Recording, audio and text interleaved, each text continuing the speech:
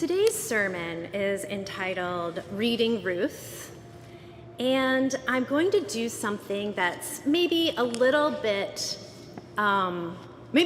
different for many Unitarian Universalist congregations. Not all, but I don't know that I've noticed this done regularly here at Community Church. So I'm just going to share with you that this is like a kind of a thing that we do sometimes in seminary and when we're studying the biblical text, the Christian and the Hebrew scriptures. And so this is my reading of the Book of Ruth. The Book of Ruth is one of only 2 books in the Hebrew and Christian canon that is named for a woman. Now, if we look at the Apocrypha, those stories that were intentionally left out of the accepted canon, there are others, such as the Book of Judith, and many more stories that have women at their center. The Book of Ruth offers a feminist perspective that demonstrates the value of female friendships. This book also contains a theme of immigration and refugees, and it offers a template by which a host nation welcomes newcomers to their land.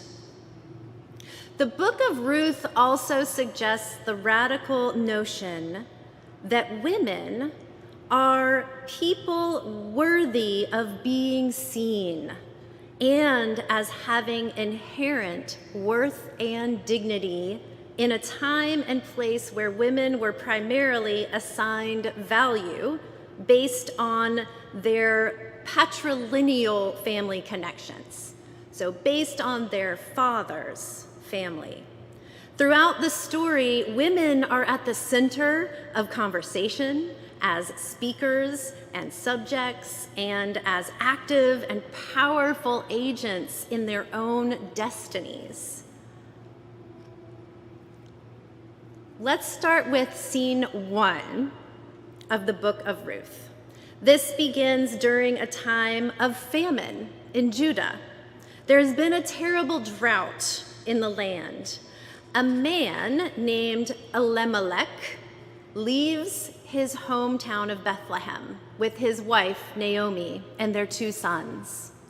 We can assume this migration was made, as so many during our own time are, in order to find food and security and get a job. So they go to Moab. Naomi and Elimelech's sons grow up and get married there, but things do not go well. And after the deaths of Elimelech and the 2 sons, what at first appears to be a story about men decidedly shifts to a story centered on women. Naomi, upon hearing a rumor that food is once again available in her home country, announces that she will embark on the long journey back to Bethlehem. Now, she has 2 daughters-in-law now. Her daughters-in-law are Orpah and Ruth. Orpah and Ruth attempt to go with Naomi. Naomi, however, urges them to turn back to their mother's houses. Naomi knows these women are going to be strangers in Bethlehem. They're from Moab.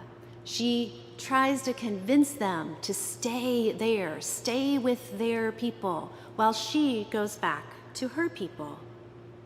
Orpah heeds Naomi's advice, goes back home.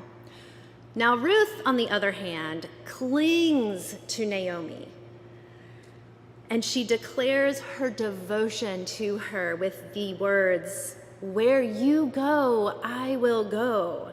Your people shall be my people. Your God, my God. Where you die, I shall die too." She adds death will not separate us. Here, our story narrows its focus onto the daughter-in-law for whom the book is named, Ruth. This young, widowed woman who refuses to allow an older, bereaved, and destitute woman, Naomi, to head off into the desert to cross sea and mountains all by herself. Here we encounter Ruth placing herself squarely on the side of solidarity with her mother-in-law, Naomi. This flies in the face of the usual narrative of jealousy and competition between women that we often encounter in the religious texts and in the majority of popular stories in our world today, for that matter. As there's a biblical scholar named Phyllis Tribble, and Phyllis notes in this opening scene, Ruth emerges in tension with her culture. She marries outside her own people, disavows her family, abandons her national identity, and renounces her religious affiliation. In the entire biblical epic of Israel, only Abraham approaches this radicalness. But then he had a call from God. Ruth stands alone, without support, human or divine. Moreover, she reverses sexual allegiance. A young woman commits herself to an old woman in a world where life depends upon men. This is a truly radical act. As our story continues, we learn the fate of our travelers, although nothing of their actual journey, unfortunately, because I'm sure it was incredible. The end of chapter 1 simply states, Ruth and Naomi arrive in Bethlehem at the time of the barley harvest. So they made it. They made it back to Bethlehem. A Greek chorus of women now appears in the text, which reads, "When they came to Bethlehem, the whole town was stirred because of them, and the women said, 'Is this Naomi?'" Next, in scene 2, we see Ruth taking initiative in order to find food for the two of them. She tells Naomi she will go out into the barley fields and glean. The process of gleaning was an ancient form of social services in which the poor were allowed to go through a field after it had been harvested and pick up the remaining crops. As Ruth is gleaning, she comes to the field of a prosperous man named Boaz, who also happens to be a relative of Naomi. Boaz does not speak directly to Ruth at first, but asks his servant, "To whom does this young woman belong?" Well, as we know, Ruth does not belong to any man. The servant replies, "Oh, she is the Moabite who came back with Naomi from the country of Moab." Ruth's identity in this case derives from her status as other. She's an outsider from the country of Moab. It also identifies her through her relationship to another woman, Naomi. Boaz then speaks directly to Ruth. He tells her to stick close to the other women, and he instructs his male servants to leave her alone. Boaz very obviously goes out of his way to help Ruth, to the point that she even asks him, "Why do you honor me, a foreigner, like this?" He answers that he's been made aware of all she's done for her mother-in-law since the death of her husband. So this tells us that he recognizes Ruth for who she is as a person. He sees the good and kind things that she's done. And this is his way of thanking her. Boaz Boaz doesn't simply see Ruth as the foreigner, as she is repeatedly labeled, but as a human being worthy of recognition because of her decisions and actions, as exemplified by her commitment to Naomi. In scene 2, we saw Ruth's struggle to survive physically. Her goal was to find food, and she accomplished that. In scene 3, we witness her struggle to survive culturally. She engages in a bold act, potentially dangerous and compromising. Following the advice of her wise elder, Naomi, Ruth agrees to pursue marriage with Boaz. The plan that they have hatched calls for her to visit him on the threshing floor. Now, this is a place where women are forbidden. And that she's supposed to visit him after he has celebrated the harvest with much food and even more drink, and has gone to sleep contentedly. She is to uncover his feet, which is, as you can imagine, a euphemism, and then he will tell her what to do. As I understand it, this is a creative interpretation of Torah law, this plan that they have come up with. According to the Torah, the brother of a man who dies childless is required to take the man's widow for a wife. Boaz, being a relative of Ruth's dead husband, is someone Naomi sees as a potential husband for Ruth. So she counsels Ruth to go to the threshing floor in the hope that the resulting intimacy will end in marriage, and therefore in the preservation of her son's stake in the lands of Bethlehem. It is a bold and potentially dangerous plan. Ruth follows the first part of the plan, and after she uncovers his feet, Boaz emerges as an ally. Unlike his first query in the field, in which he asks, "To whom does this woman belong?" he now addresses her directly and asks for her personal identity. "Who are you?" Ruth gives her name. Then, contrary to Naomi's advice, and because Ruth is no ordinary follower, she makes a bold move. She says to Boaz, "Spread your cloak over your servant, for you are next of kin." Here, Ruth is cleverly reminding Boaz of his family responsibility to her, and she is using precisely the coded language that calls him to accept his duty to her and to her dead husband. In essence, at that moment, Ruth proposes to Boaz. Boaz does marry Ruth, and she gives birth to a son, thus fulfilling the traditional values of fertility and the continuation of male lineage.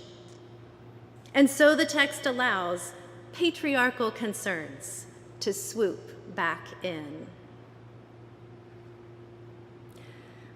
However, her story ends with the women of Bethlehem, that very same Greek chorus of women we heard from earlier.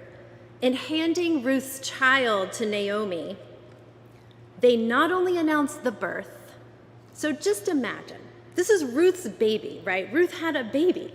After all of that, and Naomi is there, and these women gather the baby, and they hand the baby to Naomi, and they name the child Obed, and then they bestow a greatness upon Ruth by describing her as your daughter-in-law who loves you, who is more to you than 7 sons.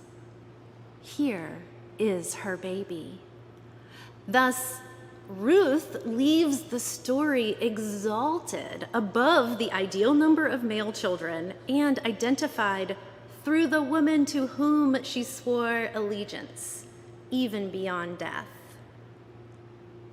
As you can imagine, there are so many amazing interpretations and readings of this rich text. One that I especially love and plan on exploring even more, that I didn't get into in this sermon, is the idea that Ruth and Naomi are actually lovers, which gives the story a whole nother deep level, right?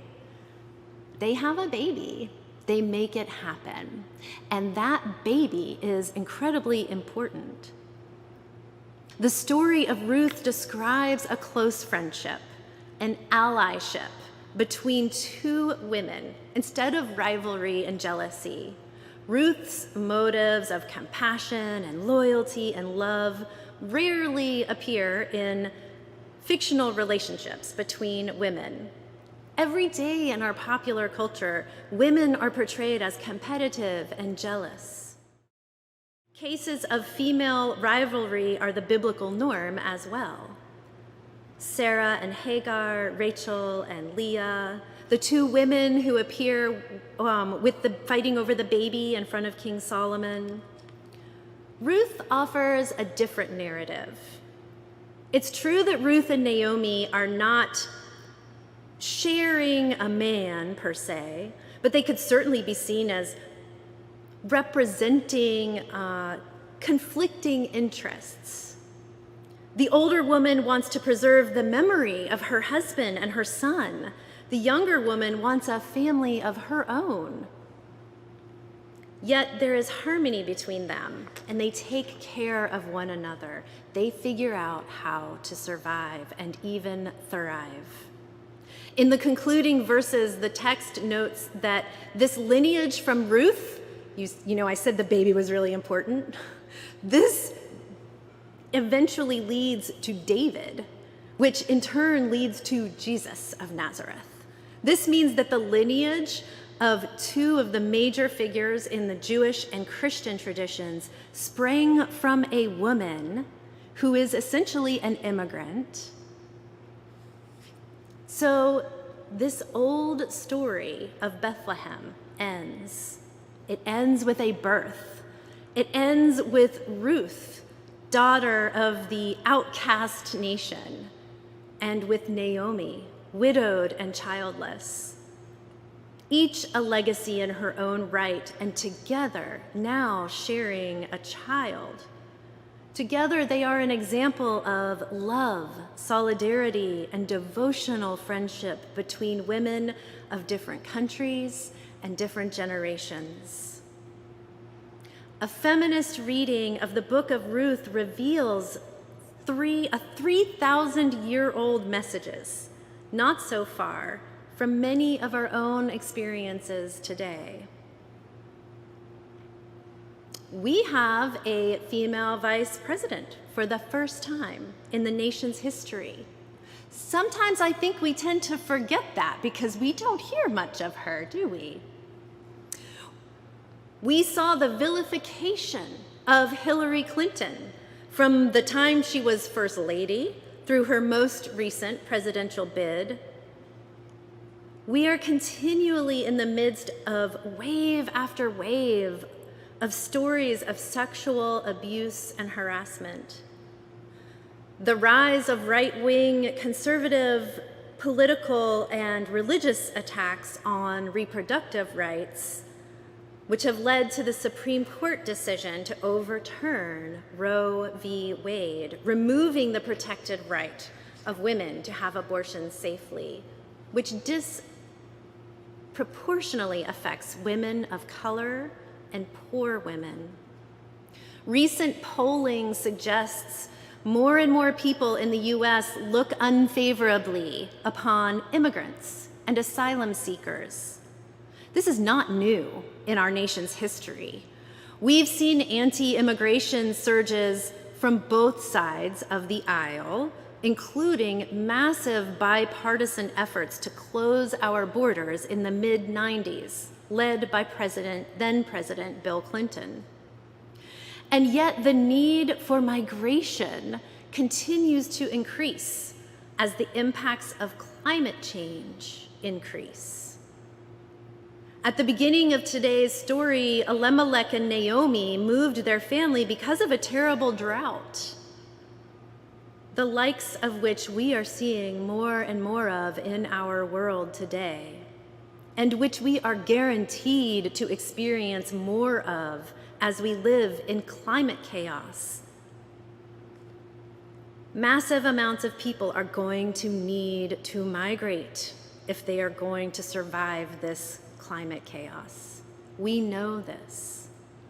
So what are the nations of the global north doing about this? We, they, and us are tightening our border security and making it more difficult for people to migrate. In so many ways, we are just not prepared for this disaster. There's an urgent need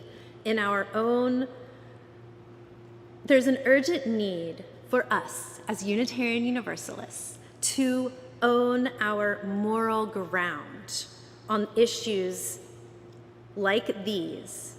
We are progressive people of faith. One way, perhaps one small but potentially radically important way we do this is through the reclamation of our religious texts.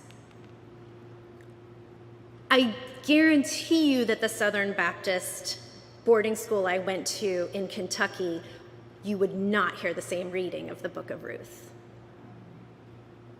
As Unitarian Universalists, our religious roots are firmly planted in the Abrahamic tradition.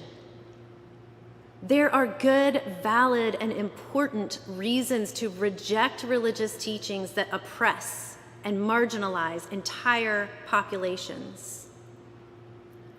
Where does that leave us if not to lift up and celebrate religious teachings that offer liberation to these same oppressed populations and thereby liberate us all? So I invite us to learn from this ancient story of Ruth and Naomi.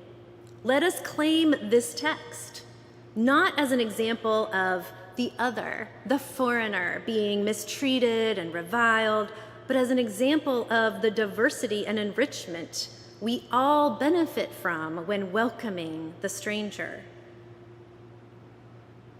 Welcoming Naomi led to the birth of Jesus. Let us claim this text. Welcoming Ruth, sorry. Let us claim this text, not as yet another example of women being pitted against one another to serve the needs of men and being used as tools of patriarchy, but rather as a text of solidarity and allyship. Let us take these lessons out into this broken world so that we may do our part in healing it.